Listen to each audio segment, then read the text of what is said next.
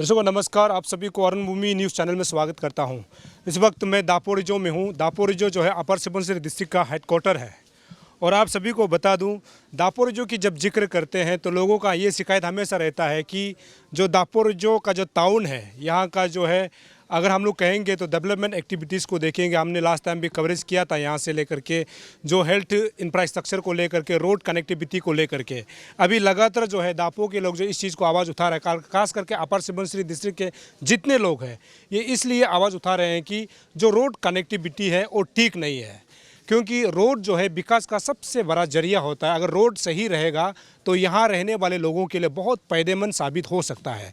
जब रोड ठीक होता है, उसमें स्कूल एजुकेशन बोलो, हेल्थ बोलो या फिर बिजनेस बोलो, हर कोई जो इसमें डेवलपमेंट हो सकता है। अभी हाल ही में ये खबर मिला है कि दापोरिजो के लोग जो है यहाँ का जो है हाईवे पैकेज 5 को लेकर के, जहाँ पर सबसे ज़्यादा शिकायत है, इसको लेकर के रैली भी आयोजित किया था, लेकिन अभी तक ये बनने को नाम नहीं है। लेकिन आपको बता दूं, दापोरिजो जो है एक बहुत बड़ा पुराना जो है डिस्ट्रिक्ट है, क्योंकि जब इसको हम लोग काउंट करते हैं, ये 7 जब लिखा जाता है, जब गाड़ी का रजिस्ट्रेशन होता है, तो इसका मतलब ये है कि दापो जो है अपर सुबनसिरी डिस्ट्रिक्ट जो है बहुत पुराना डिस्ट्रिक्ट है। लेकिन उस डिस्ट्रिक्ट के नज़र से या फिर उस पुराना के नज़र से अगर हम लोग देखा जाए तो अभी के हाल ही में जो इस्टेब्लिश जो डिस्ट्रिक्ट है उसके साथ कंपेयर किया जाता है तो दापोरिजो जो है उससे पीछे जाता हुआ, यानी पीछे चलता हुआ नज़र आ रहा है। तो हम लोग ये कह सकते हैं कि दापो से बहुत लोग पढ़ लिख के निकले और यहाँ से बहुत मंत्री बने, बहुत एमएलए बने, लेकिन इस चीज़ को ध्यान कम दिया गया है कि दापोरिजो को जो विकास को लेकर के जरूर दिया गया होगा, लेकिन जिस रफ्तार से तेज़ी से विकास होना था ये दापोरिजो में देखने को नहीं मिल रहा है। आज सबसे खास बात यह है कि तांगा व्यालिंग जो कि 22 नाचो का जो है एमएलए कंस्टिट्यूंसी का जो है आज उनका डिक्लेरेशन प्रोग्राम है। तो इस बात को जानना जरूरी है कि अरुणाचल प्रदेश में अभी भाजपा का सरकार है, तो जितना भी ज़िले में अगर आप जाएंगे एमएलए जो है भाजपा का होता है। तो इस बार जो है तांगा व्यालिंग फिर से, और आप सभी को पता है पहले 20-25 सालों से जो है जो 22 नाचो जो कंस्टिट्यूंसी है वहाँ से तांगा व्यालिंग खुद एमएलए होता है और वहाँ से जो बहुत बार जो है मंत्री पद में भी रहे, यानी होम मिनिस्टर के पद पर भी रहे। लेकिन खबर ये मिला है कि नाचो के लोग जो है, खासकर जो नाचो सर्कल के लोग हैं और सीएम जहाँ से पड़ता है, उनका पब्लिक का ये कहना है कि फिर से तांगा व्यालिंग को वहाँ से उठाया जाना चाहिए, क्योंकि तांगा व्यालिंग एक ऐसा चेहरा है और एक ऐसा लीडर है जो सभी को साथ में लेकर चलता है, ऐसे उनका कहना है। आज इसका जो कार्यक्रम था बहुत खूबसूरत तरीके से हुआ। अगर आप देखेंगे, मैं कैमरा से एक बार कहूँ, यहाँ से घुमाएंगे तो नाचो सर्कल से जो है, नाचो जो कंस्टिट्यूंसी से जो है बीजेपी के ऐसे 14 फैमिली है आज जो है तांगा व्यालिंग को समर्थन देते हुए कांग्रेस को आए। ये समझा जा सकता है कि तांगा व्यालिंग आने वाला इलेक्शन है 2024 के इलेक्शन में भी जो है कांग्रेस के टिकट से लड़ने वाला है। इसको लेकर के आज यहाँ पर जो है जो विधायक के तौर पे यानी कैंडिडेट के तौर पे डिक्लेरेशन आज किया गया और उनका जो है समर्थन, जो उनको सपोर्ट करते हैं बीजेपी से 14 ऐसे फैमिली है जो उसको समर्थन देते हुए आज बीजेपी से कांग्रेस में समर्थन उनको तांगा व्यालिंग को देते हुए आए। कोई भी इलेक्शन जो है मुद्दा के ऊपर लड़ा जाता है और किस मुद्दा को लेकर के ये इलेक्शन कंटेस्ट करने वाला है, हम लोग जो है सीधा व्यालिंग साहब से हम लोग थोड़ा जानते हैं, क्योंकि ये अपर सुबनसिरी का एक, आपको हमने शुरू में बताया, ये फादरली फिगर है। ये राजनीति की हम लोग जब बात करते हैं तो इनको सभी लोग पहचानते हैं और ये होम मिनिस्टर भी स्टेट के रह चुके हैं। हम लोग सबसे पहले व्यालिंग सर, आपको अरुण भूमि न्यूज़ चैनल में स्वागत करता हूँ। Thank you. ये आज का आपका जो है डिक्लेरेशन प्रोग्राम जो है ऑलमोस्ट ख़त्म हो गया है। उसके बाद आपने आज एक कैंडिडेट के तौर पे, यानी कांग्रेस से एक कैंडिडेट उम्मीदवार के तौर पे आज आपने आपका समर्थन, जो आपका सपोर्टर है उसको आपने मतलब सबके सामने आज आपने अपील का मतलब डिक्लेरेशन कर दिया कि आप जो है 24 को लड़ने वाले हैं। लेकिन आपसे मेरा सीधा सवाल ये है कि क्या कारण है और क्या इशूज़ है जिसको लेकर के आप जो है फिर से नाचो में कंटेस्ट करने जा रहा है सर? हाँ, नाचो में कंटेस्ट करने जा रहा है पब्लिक का सपोर्ट से, यूथ लोग का, वहाँ का गांव का बुरा लोग, किसी भी हाल में आप कंटेस्ट करना पड़ेगा बोला है, इसलिए नंबर 1। नंबर 2 जो है वहाँ का डेवलपमेंट ठीक से नहीं चल रहा है, जैसे होना था ऐसे नहीं हो पाया है। जैसे इलेक्शन का मुद्दा अलग होता है, डेवलपमेंट का मुद्दा अलग होता है। जो भी लीडर बनेगा वेलफेयर के लिए काम करना चाहिए। स्टेट गवर्नमेंट से जो भी पैसा आएगा, जैसे ऐसा दीप बोलता है, ये इसका भी नाम है ऐसा दीप का मतलब ये स्टेट इंफ्रास्ट्रक्चर डेवलपमेंट स्कीम है वो भी ठीक से इसी का गाइडलाइन का मुताबिक इम्प्लीमेंट नहीं हो रहा है। लास्ट 4 इयर्स में कुछ दिखाई नहीं दे रहा है, नंबर 1। नंबर 2 जो है वो स्कीम को आप बटर परचेज करने का टूर में क्यों कर रहा है, वेलफेयर के लिए क्यों आप नहीं ले रहा है। वेलफेयर का स्कीम होना चाहिए सबके लिए, आने वाला जनरेशन के लिए भी, अभी का समय के लिए भी। अगर 5 साल अगर ऐसे करके डिवेलप करके रखेगा तो इंडिविजुअली चलेगा तो ये कॉन्स्टिट्यूंसी का डेवलपमेंट हेम्पर होगा, प्रॉब्लम होगा। इसलिए यूथ लोग को, आने वाला जनरेशन लोग को ध्यान में रखते हुए वो करना चाहिए, नंबर 1। और दूसरा है, मेरा समय में अनएम्प्लॉयमेंट प्रॉब्लम को हमने काफ़ी इम्प्लीमेंट जनरेट किया है अपर सुबनसिरी डिस्ट्रिक्ट में और मेरा कॉन्स्टिट्यूंसी में भी। हम एज ए कैबिनेट मिनिस्टर रह के हम कॉन्स्टिट्यूंसी का लीडर बन के नहीं रहा है, हम सारा अरुणाचल का लीडर बन के रहा है। डिस्ट्रिक्ट का इम्पोर्टेंट दे के आ रहा है। ये डिस्ट्रिक्ट में जब हम नहीं होने के पहले बहुत से मिनिस्टर था, दोलम साहब था, निराक साहब था, फिर भी ताकरदौनी साहब था, फिर भी इतना स्कीम भी इम्प्लीमेंट का पैसा फ्लो नहीं था 5 साल में। तो हम आने के बाद में भी इतना फ्लो नहीं था, इसलिए हम सोच के हमारा डिस्ट्रिक्ट को हम इम्पोर्टेंट दे के ना चुका MLA होते हुए भी हम इधर में डिस्ट्रिक्ट हॉस्पिटल को भी आप देखा होगा हम बढ़िया से बना कर रखा है। और यहाँ में डिग्री कॉलेज भी लाया है आपके समय में। हाँ, और ये JNM इंस्टीट्यूशन भी, स्कूल भी यहाँ खोल कर रखा है। और मिनी सेक्रेटरी भी हमारा समय में बनाया है। और ये स्टूडियम भी मेरा समय में बनाया है। ऐसे बना के यहाँ का MLA को हम डिपेंड नहीं करता था। और 2 ब्रिज बनाया है, एक तो वर्ल्ड क्लास का एक ब्रिज बनाया है CM में। इसमें 80 टन गाड़ी का साथ 2 गाड़ी एक साथ जा सकता है, आराम से क्रॉस कर सकता है, इस टाइप का बनाया। ये फोर्स के लिहाज से, हाँ। सेना के लिहाज। जी। और नाचो में भी एक बनाया है, वो भी एक गाड़ी के लिए वहाँ में 40 टन के लिए कैपेसिटी वहाँ भी बनाया है। ऐसे बना के जितना पहला तो कुछ हालत नहीं था, इसलिए वो ब्रिज का वजह से हमारा शहर एरिया में कई में नदी का उस पार हम स्कीम नहीं ले सकता था। ये अटल बिहारी वाजपेयी का विजन है, ग्राम सड़क योजना, ये PMGSY, वो अभी हम सेंक्शन करके अभी बना कर रखा है। वो भी लगता है लास्ट 19 का इलेक्शन में कुछ मिस यूज़ किया जैसे लगता है। अभी अगर किया तो हम बोलता है आप यूज किया तो पैसा डाल दो ना, वो तो एस्टिमेट बनाया हुआ है ना, डिपार्टमेंट में कहाँ से लेके देगा। अगर यूज नहीं किया तो ठीक है, जो कॉन्ट्रैक्ट हो रहा है, जो डिपार्टमेंट है इम्प्लीमेंट जो करता है, अच्छा से इम्प्लीमेंट करो उसको, क्योंकि आपका जो है हिस्ट्री, जो आपका अचीवमेंट है वो अभी हमारे पास है। हम कभी दिन जब मौका मिलेंगे हम जनता को ज़रूर बताएंगे, क्योंकि अभी समय कम है। तो ऐसे में आपके लिए बहुत चैलेंजिंग है, आपके लिए बहुत चुनौती है, क्योंकि जो अभी मौजूदा अभी स्टेट में जो है भाजपा का सरकार है, केंद्र में भाजपा का सरकार है। कि आने वाला समय में स्टेट में जो है कांग्रेस सरकार जो आ सकती है क्या? क्योंकि अगर कांग्रेस अगर ऑब्सोल्यूट नहीं आया तो ऐसे में फिर भाजपा सरकार आ गया तो ऐसे में क्या होता है, कांग्रेस अगर स्टेट में आ गया, कांग्रेस अगर सेंटर में जो है भाजपा आ गया तो यहाँ से जो है स्टेट का जो है कांग्रेस लीडर जो है फिर भाजपा में चला जाता है। तो ये आपके लिए चुनौती हो सकता है क्या? आप आने वाला समय में स्टेट में क्या कांग्रेस जो है एब्सोल्यूट सरकार बनाने जा रहा है क्या? जरूर सरकार बनेगा, लेकिन ये सरकार को पब्लिक नहीं चाहता है। भाजपा सरकार को सेंटर या स्टेट को बहुत इश्यू है, इसलिए जितना भी इंटेलेक्चुअल है, जितना भी जानकारी है, इन लोग भाजपा को वोट नहीं मरेगा। तो अरुणाचल में भी हम सरकार बनाएगा, सरकार बनने से क्या करेगा, पब्लिक के लिए हम अच्छा काम करेगा। जैसे इलेक्ट्रिसिटी है, कल परसों हम लोग ये मैनिफेस्टो बना के अगर हम सरकार में आता है तो हम कैबिनेट मिनिस्टर जरूर होगा है। इसको तो कोई इधर उधर का नहीं, जरूर होगा। हम डिप्टी सीएम भी हो सकता है, कोई गारंटी नहीं है।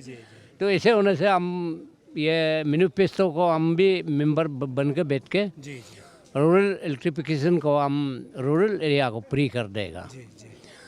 और ये गवर्नमेंट जो एम्प्लॉई है, अभी इन लोग भी बहुत बार तकलीफ कर रहा है। एमपीएस को हम रिव्यू कर देगा। लेकिन जो लोग 2007 का पहले था, 2007 का बाद में इन लोग का नेशनल पेंशन सिस्टम नहीं है। इसमें किसी का सिक्योर नहीं है, इनसिक्योर है, कब क्या होगा मालूम नहीं है। इसलिए इसको भी हम लोग रिवाइव कर देगा। आपका सरकार अगर आता है, हमारा सरकार आता है तो। और ये जो कंटिन्यूसी लेबर लोग है, एलिस लोग है, इसको भी इंक्रीज कर देगा कि आजकल का 10,000 12,000 में तो बच्चा नहीं पढ़ा सकेगा, अपना खाना नहीं खा सकेगा। जितना 15 साल का सीनियर वाला को हम लोग ये करेगा कि इसको डीपीसी बीत के ये करा देगा। इसको हम लोग WC में कैटेगरी में हम लोग ला देगा। और अगर पोस्ट नहीं होता तो भी सैलरी को हम लोग इंक्रीज कर देगा, WC का स्केल में दे देगा। तो ये बहुत बड़ा ऐलान कर दिया है कि व्यालिंग साहब का ये कहना है कि अरुणाचल में डेफिनेटली कांग्रेस सरकार आने वाला है और केंद्र में भी कांग्रेस सरकार आने वाला है। और यदि स्टेट में जो कांग्रेस सरकार आता है तो अभी उन्होंने क्या वायदा किया आपने सुना है कि स्टेट में जो है वो जो है उप मुख्यमंत्री के पद पर भी रह सकता है, ऐसे उन्होंने कहा है। अगर ऐसे रहता है, सरकार भी बनता है, तो आने वाला समय में अरुणाचल के जनता के लिए काम करने वाले हैं। और यहाँ पर कांग्रेस के जो इंचार्ज है उसको भी एक सवाल पूछना जरूरी है, क्योंकि जब अपर सुबनसिरी की बात करता है तो बेम मचिंग जो है एक जनरल सेक्रेटरी कांग्रेस स्टेट का होता है और यहाँ का इंचार्ज भी है। तो थोड़ा सा उनसे आप एक सवाल करेंगे कि मचिंग जी, आपसे मेरा एक सवाल है कि आपके लिए कितना चुनौती है, कितना चैलेंजेस है कि इस बार जो 2024 में जो है आपको कांग्रेस सरकार स्टेट में लाना है, और अभी के लिहाज से यहाँ पर जो आपने जो देखा है इसमें व्यालिंग साहब का क्या मतलब, आपका रिपोर्ट क्या है? अभी आप इस बीजेपी गवर्नमेंट को लाने के लिए कोई चैलेंज नहीं है। ये अभी जनता ऑलरेडी डिसाइड कर चुका है। अभी देखा होगा, सारा भारतवर्ष में देखा होगा, ये भाजपा गवर्नमेंट को एक जुमला डेवलपमेंट पॉलिटिक्स प्ले करता है, रिलीजियस डेवलपमेंट प्ले करता है। इंडिविजुअली आपका जो एक पॉलिटिकल इम्प्लॉयमेंट बनकर घूम रहा है, जनता को कोई देख नहीं पा रहा है। तो इसलिए यहाँ का ये जो जनता जो आने वाले दिन में बीजेपी का यहाँ में वॉश आउट होना चाहिए अरुणाचल प्रदेश में। और सेकेंडली हमारा ये जो फॉर्मर मिनिस्टर अचितंगा ब्यालिंग जी का यहाँ एरिया में आके मैं देखा, यहाँ का पिताजी, माँ, गामबुरा और यहाँ का गामबुरी इंटेलेक्चुअल लोग एक देखा, इसका जो डेवलपमेंट को और सारे विधायक का कंपेयर करके देखा, ये तंगे ब्यालिंग जैसे नहीं मिला है। तो इसलिए इन लोग कोई भी रो रहा है तो इसका कॉन्टेक्स्ट को देख के एक सिंपैथिक फील में, तो ऐसे करके देखा है कि यहाँ देखा बीजेपी का बहुत तमाम कार्यकर्ता आज देखा स्पीच में अच्छा इसका बीजेपी के जान गवा के दिन रात मेहनत काम करने वाला आज स्पीच में देखा सब भाजपा को छोड़ रहा है। छोड़ के बेहतर Tange Byaling one of the good development leaders of the upper Subansiri state as a whole, यह डिमांड होने के बाद में मैं भी सहमत हूँ। ये भी हमारे स्टेट फिगर का, जब असेंबली में जब तंगे ब्यालिंग नहीं है, कोमर बाई नहीं है, तकम पारियो नहीं है, तकम संजय नहीं है, अरुणाचल ऐसा डूब गया। इसलिए ब्यालिंग साहब को यह ज़रूरत हो गया, यह जनता अभी उसको बनाने का रेडी है। एक सवाल जनता का ये अपर सुबनसिरी से ये भी हो रहा है कि ब्यालिंग साहब पिछले 20-25 साल से एक विधायक के तौर पे और एक मंत्री के तौर पर भी काम किया, लेकिन उस समय ऐसे विकास के काम क्यों नहीं कहा गया, ऐसे लोगों का सवाल भी उतरा है, उसको आप क्या जवाब देना चाहिए? हम यहाँ आके देखा है, सवाल उतना ही नहीं है। इनका जहाँ भी बिल्डिंग देखा दे रहा है, सड़क देखा दे रहा है, स्कूल देखा दे रहा है, जो दुलुम देखा दे रहा है, ये ब्यालिंग का नाम चल रहा है। हाँ, इनके समय में अभी यहाँ में 4 विधायक है बीजेपी का सरकार, तो एक भी डेवलपमेंट बात ही नहीं चल रहा है। इवन बीजेपी वर्कर आप भी पूछिए, अभी पूछ के देखो कहाँ है, वो बता ही नहीं पा रहा है। That's problem. तो ये आपने सुना, क्योंकि ये ज़रूरी था, क्योंकि लोगों का मन में ये भी सवाल रहता है कि पिछले 20-25 साल से व्यालिंग साहब जो है अपर सुबनसिरी में जो है मंत्री के तौर पर भी, होम मिनिस्टर के भी तौर पर भी रहा, लेकिन उनका क्या निशान है। आपने सुना कि अभी जितना भी यहाँ पर डेवलपमेंटल जो एक्टिविटीज़ चला है, मतलब जो बन चुका है, जैसे कि आप मिनी सेक्रेटरी, जैसे कि व्यालिंग साहब ने खुद कहा उनके समय में इनिशिएट लिया गया था, और जो कॉलेज है उनके समय में इनिशिएट लिया गया था, ऐसे उन्होंने सीधा कहा है। तो अभी तक का सरकार के समय, यानी अभी के समय में कोई भी ऐसे स्ट्रक्चर नहीं बता सकता है कि अभी के विधायक ने किया, ऐसे बेमचिंग का भी कहना है। और सीएम की जब हम बात करते हैं या तकसिंग लिमेकिंग की बात करते हैं, उनको बताया कि उसमें जो है जो वर्ल्ड क्लास जो ब्रिज बनाया उनके समय में व्यालिंग साहब ने ऐसे कहा है। और यहाँ कुछ बातें बताना जरूरी, ये लोग हैं जो आज बीजेपी में शामिल हुए हैं, तो इनसे भी तो थोड़ा सा बात जानना जरूरी है कि क्या कारण रहा होगा कि ये जो है, जो आप सोच के देखिए, आपको ये समझना होगा कि मौजूदा समय में जो सरकार चला रहा है, चाहे स्टेट की कह लीजिए चाहे आप सेंटर के, अगर मौजूदा समय में जो सरकार चला रहा है उससे अगर निकाल कर जो है जो अपोजिशन में है उसमें जाता है, इसका मतलब एक बहुत बड़ा सवाल खड़ा होता है। जो मतलब जो आप समझ के देखिए ना, मतलब ये बोलता है कि जो सरकार के साथ बैठना चाहिए था लेकिन वो सरकार के साथ नहीं बैठ करके जो अपोजिशन में जाता है, तो उनका तो कुछ सवाल होगा, उनका कुछ लोगों से बताना होगा नहीं कि उनको ने क्या कारण रहा होगा और भाजपा को छोड़ करके कांग्रेस में आ रहा है। सर, सबसे पहले आपका नाम? मेरा नाम तादोदुई है। मैं बीजेपी में ये 2014 से आज तक था। आज फिर ये कांग्रेस में आ गया। आज बीजेपी छोड़ दिया, कांग्रेस में आ गया। बीजेपी छोड़ने का मेन कारण क्या है आपका? बीजेपी छोड़ने का मेन कारण जो बीजेपी का आइडियोलॉजी को हम थोड़ा भी अच्छा नहीं लगा है। पहले शुरू में इतना अच्छा बोल के हम लोग को बीजेपी में लाया था। हम पहले भी बोला है, बीजेपी पर्स में हम लोग बहुत अच्छा लगा था। जैसे कि मेरा बेटा बेटी को भी वही प्रचार करने के लिए सोचा था। फिर देखा है तो ये गवर्नमेंट बनते गया, गवर्नमेंट जब बन गया तो बीजेपी का बदमाश शुरू हो गया। पहले बीजेपी जो प्रचार कर रहा था कि कांग्रेस ठीक नहीं है, कांग्रेस ऐसे गवर्नमेंट चला रहा है, तो उससे भी बढ़कर ये बीजेपी चला रहा था। इसलिए हम उसको अच्छा नहीं लग के हम बीजेपी जैसे कैंप से कांग्रेस में आ गया। आपका कॉन्स्टिट्यूंसी का जो विधायक है वो मंत्री है, आपका जगह में अभी विकास काम हो रहा है या फिर नहीं हो रहा है? मेरा उधर तो हम कुछ भी दिखाई नहीं दे रहा है। जो पता नहीं, जो देने वाला भी काम कर रहा है ना नहीं कर रहा, वो इसे काम नहीं करने दे के भी खा रहा होगा। इसे कुछ भी दिखाई नहीं दे रहा हमको। इस कारण से हमने बीजेपी को छोड़ के कांग्रेस में आ गया। चलिए, तो ये है कुछ ऐसे लोगों का ये कहना है कि कांग्रेस बीजेपी पहले अच्छे थे, लेकिन जब सरकार में आता गया और यहाँ पर मतलब राज करता, शासन चलाता गया, तो उसका जो है उनका जो है भरोसा जो है बीजेपी से टूटता गया, ऐसे कहना है। और आज बीजेपी को छोड़ करके कांग्रेस में शामिल हुआ है।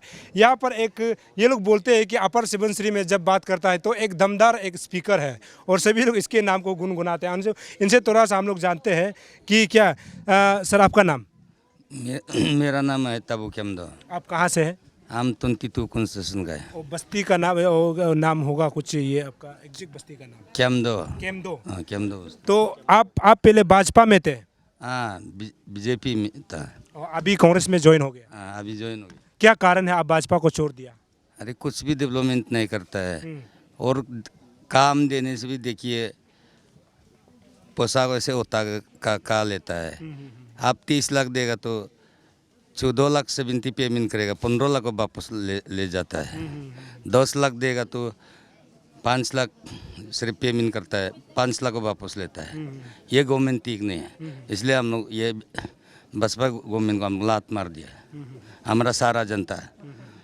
तो इस बार जो है आपका जो 22 नाचो सीएम जो है कॉन्स्टिट्यूंसी में जो है किस मुद्दा को लेकर के लोग जो वोटिंग करने वाला है? हम लोग को गरीब बच्चा लोग पढ़ने भी नहीं मिल रहा है, बस्ता पहन के हम लोग बस्ती में घूम रहा है।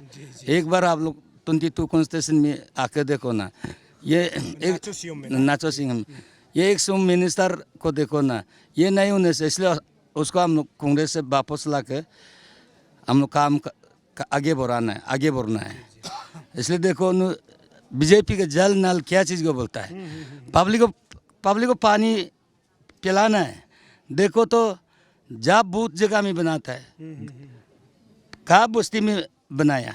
बस्ती में नहीं है, बस्ती में नहीं बनाकर ये सबमसरी अपर सबमसरी डिस्ट्रिक्ट अपर और नदी में बना के रखा है। आप लोग मीडिया उधर पूंछ के देखने से ना पानी नहीं मिला है। बीजेपी बोलता है ये आप लोग घर घर में नाल दे रहा है, जल नाल क्या है, ये क्या मीनिंग से ये मंत्री लोग कर रहा है, हम लोग मालूम नहीं है। क्या बोलेगा, उसको क्या जवाब देगा? मेन तो आप जो है डेवलपमेंट इशू को लेकर के आप बीजेपी से हट रहा है। हाँ, डेवलपमेंट इशू को लेकर बीजेपी से हम लोग आते रहे, पूरा ऐसे है। चलिए ये है, क्योंकि पब्लिक ये है कुछ जो आज 14 जो फैमिली है जो कांग्रेस में शामिल हुए, आपको बता दूं जैसे कि उन्होंने जिक्र किया है हर घर जल हर घर नल। ये भाजपा का एक बहुत बड़ा स्कीम है जिसमें ये कहा जाता है कि हर घर में नल होना चाहिए, उसी नल से जो है जल निकलना चाहिए। लेकिन उन्होंने शिकायत ये किया है कि मंत्री जी के जगह में ऐसा नहीं है, और मैं उम्मीद करता हूँ कि आने वाले समय में नाचो सीएम को जा करके मैं विजिट करके बताऊंगा कि उसमें सच में ग्राउंड रियलिटी में विकास हुआ है कि नहीं। कई बार ऐसे होता है कि जो सरकारें जो चलाते हैं उनका स्कीम बड़ा बहुत अच्छा रहता है, लेकिन कई कई जगह में जो इम्प्लीमेंट नहीं होता है, जिस कारण से वहाँ के जनता को नुकसान उठाना पड़ता है। और आपको बता दूँ कि व्यालिंग के तांगा व्यालिंग की जब हम लोग बात करेंगे तो हमने सुबह थोड़ा सा रिसर्च किया था, जिसमें ये बताया जाता है कि 1966 को एक वो appointed as a constable in ITBP 22nd battalion एप कंपनी, यानी 1966 की जब हम लोग जिक्र करेंगे उस समय शायद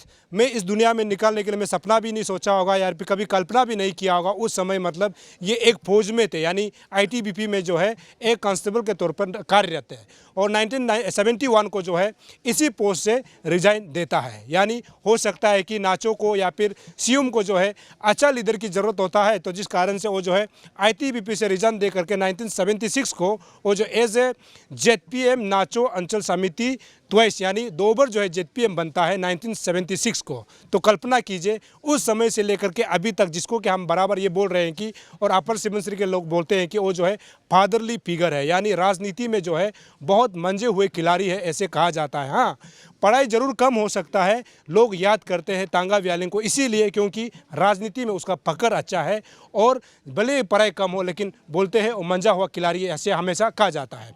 आगे हम लोग देखेंगे 1985 को जो है इलेक्टेड वाइस प्रेसिडेंट अंचल समिति नाचो फिर बनता है। फिर 1990 को जो है MLA के तौर पर पहली बार वो जो है चुनाव जीतता है 20 नाचो ST असेंबली कॉन्स्टिट्यूंसी से, मतलब 1990 से। तो वहाँ से लगातार जो है आप लगातार 4 साल, या फिर इसमें जो है कब हारता है उसके बारे में थोड़ा सा आपको जानकारी दूँ। 2014 को यानी 99 को बनता है, फिर 2014 को फिर से वहाँ से 3rd टाइम जो है वो जो है इलेक्ट होता है। फिर 2009 को फिर से वो बनता है उसी जगह में। 14 को बनता है जब वो होम मिनिस्टर रहता है 2014 को, यानी लगातार 4 साल जो है नाचो जो कॉन्स्टिट्यूंसी है वहाँ का जो विधायक के तौर पे आता है, और कई सारे डिपार्टमेंट में एक मंत्री के पद पर भी रहे थे। लेकिन 2019 को उसे मतलब हार का सामना करना पड़ा नाकब नालो के सामने, जो कि अभी प्रेजेंटली जो है पर्यटन के मंत्री है, और ये बोलते हैं सिविल एविएशन के मंत्री है। लेकिन यहाँ का जो अपर सुबनसिरी की बात करते हैं 4 MLA होता है, 4 MLA से एक मंत्री जो है हमेशा नाचो के लोगों को मिलता है। ये भी नाचो के लोगों को समझना होगा कि जब व्यालिंग साहब वहाँ पर MLA के तौर पर थे उस समय भी वो होम मिनिस्टर के पद पर रहे, और अलग अलग जो है डिपार्टमेंट में जो है एक मिनिस्टर के तौर पर रहे। और इस बार भी जो है जब व्यालिंग साहब हार गए तो उस समय भी नाकब नालो को जो है अरुणाचल सरकार ने फिर एक मंत्री के पद पर रखा हुआ है।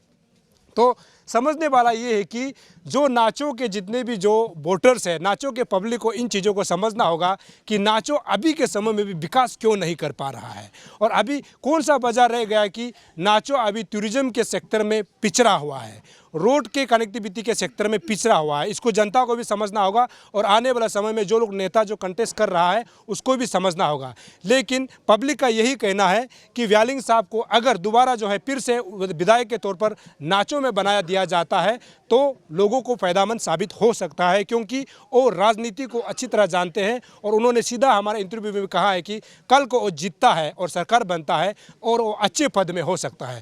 अच्छे पद में होना मतलब ये हम लोग समझा जा सकता है कि वो जो है सरकार को चलाने के लिए, फिर सरकार में कुछ भी चीज़ को मॉडिफाई करने के लिए, विकास को कैसे ले जाने के लिए वो सरकार में खुद बैठेंगे तो नाचो के लोगों को और अपर सुबनसिरी लोगों को फ़ायदामंद साबित होगा, ये उनका कहना था। और हम उम्मीद करते हैं कि आने वाला समय में जो है अपर सुबनसिरी के जनता जो है, लोग जो है, और आज सबसे बड़ा बात मैं आपको बता दूं, आज इस बात पर भी चर्चा किया गया है कि जो इलेक्शन में जो है पैसा खर्च करता है, यानी मनी कल्चर है, इसको जो है कम करने के लिए भी आज बात किया गया। ये बहुत अच्छा एक अवेयरनेस था जो कांग्रेस की तरफ से यहाँ पर रखा गया कि लोगों को, और जो आज कांग्रेस में ज्वाइन हुए बीजेपी के लोगों का भी ये कहना था, जो बीजेपी में रहे थे तो आज कांग्रेस में शामिल हुआ, उनका भी ये कहना था कि मनी कल्चर को ख़त्म करना चाहिए।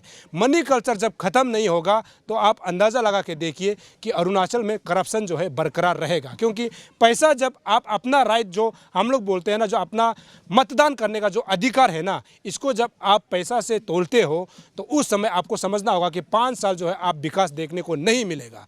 तो इससे जनता को मैं ये संदेश देना चाहता हूँ कि आप जो है मनी कल्चर से दूर हटकर जो है अच्छा लीडर को चुनिए। अच्छा लीडर को जब आप चुनता है तो आपका कॉन्स्टिट्यूंसी जो है विकास के राह पर चलेगा, और हमारा जो युवा जो है ना, जो अनएम्प्लॉयमेंट में जो भटक रहा है ना, उसको जो है अच्छा नौकरी मिलेगी, बशर्ते कि आप जो है इलेक्शन में जो है पैसा ले करके अपने वोट को अगर नहीं बेचता है। तो मैं उम्मीद करता हूं कि अपर सुबनसिरी के जितने भी लोग जो है अरुण भूमि को देखते हैं तो आज प्रतिज्ञा कसम खा लीजिए कि आने वाला इलेक्शन में जो है अच्छा लीडर को चुन करके अपना स्टेट को और अपना डिस्ट्रिक्ट को जो है आगे ले जाएंगे विकास के पथ पर, ऐसे में उम्मीद करता हूँ। आप देखते रहिए अरुण भूमि, तब तक के लिए मुझे इजाज़त दीजिए। नमस्कार। Tanga Baling, Tanga Baling, INC,